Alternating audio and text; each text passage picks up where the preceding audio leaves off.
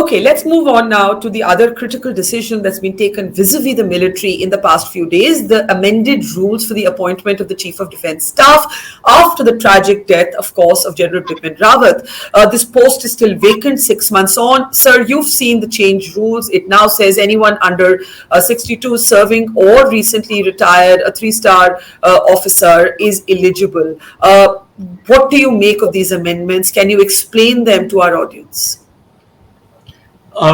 Because there are several aspects in this which need to be considered. The first and the foremost, I have not understood why this delay of 6 months in appointing the new Chief of Defence Staff after we lost General Rawat in that very tragic accident.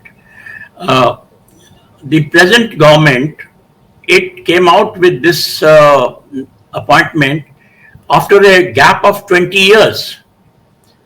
And obviously, the way they announced it, it was obvious that they considered this to be a very important appointment.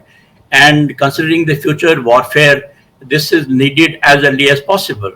Now, having considered that and introduced this appointment, why should there have been a delay of 6 months, which has occurred so far? That is one aspect. Second aspect that I want to mention here is that they have suddenly opened it to all lieutenant generals.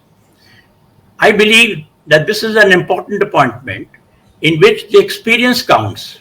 Experience of having been not only a operational commander, but also an army commander, the chief of army staff, or the naval staff or the air staff, who has seen, who has been exposed to political as well as the military decision making that takes place at the level of the Cabinet Committee of Security.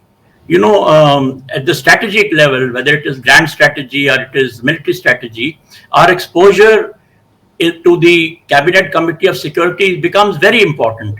And just opening this whole thing to everyone, I believe it will not work.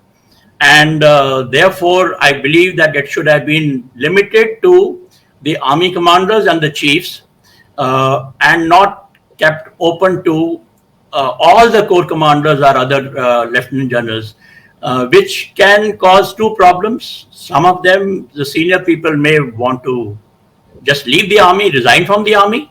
And the second is that some of them may even want to go to the courts, which is not which will be very embarrassing for army as well as armed forces as well as the government. So the present rules which have come out, I think they are flawed. There need to be corrected a bit, looking at the kind of exposure, the experience that a person has before he becomes Chief of Defence Staff. That, I believe, is the most important issue. And the second thing is that you believe, just to understand, you believe that basically senior officers who feel that they're being superseded, their experience in their seniority is possibly, we don't know who the CDS is going to be, is possibly superseded, then will be disgruntled, could litigate, could petition, and it would upset the hierarchy of the military. Am I summarizing it correctly? You're right. You know, whenever a junior officer, he supersedes a senior officer who's more experienced, then there is a certain amount of disgruntlement. Let's not forget that. It happens. If you recall, way back, General Sinha had retired from the army because his junior had been made the Chief of Army Staff, and General Sinha was the Vice Chief. He was the senior most.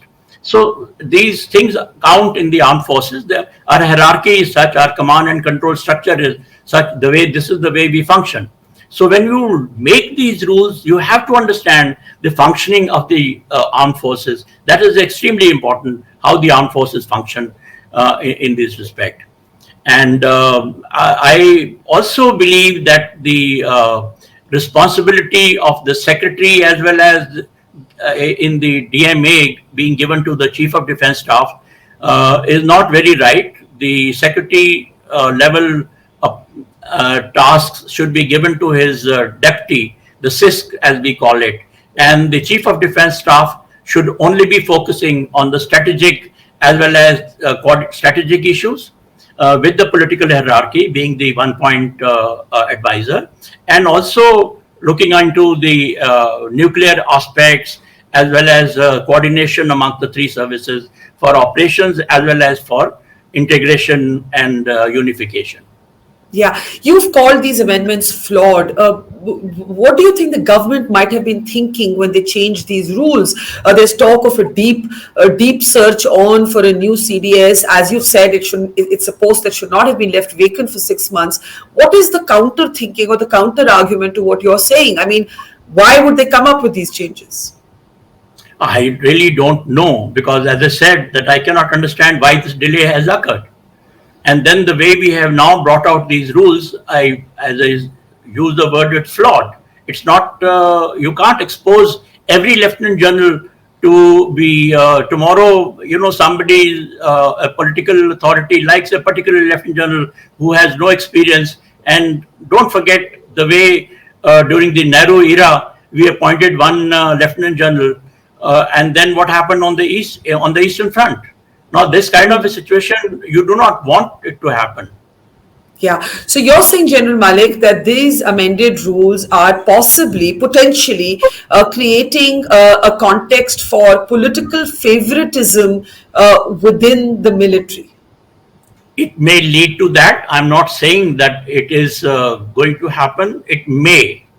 And I always believe prevention is better than cure. So why create conditions where such a thing can happen?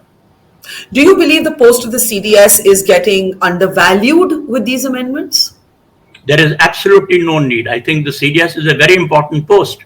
Don't forget, it was immediately after Kargil war, it was recommended by the experts, and it was also approved at one stage by the group of ministers report in their 2002 report. But somehow the government did not have the courage to appoint a CDS. And now that it has been introduced, why should we be delaying it for 6 months? Because that will indicate the kind of delusion that you are saying, or the Charter of Duties not being good enough, and which can be diluted, and which we can wait for that. That impression is very wrong if anybody has that.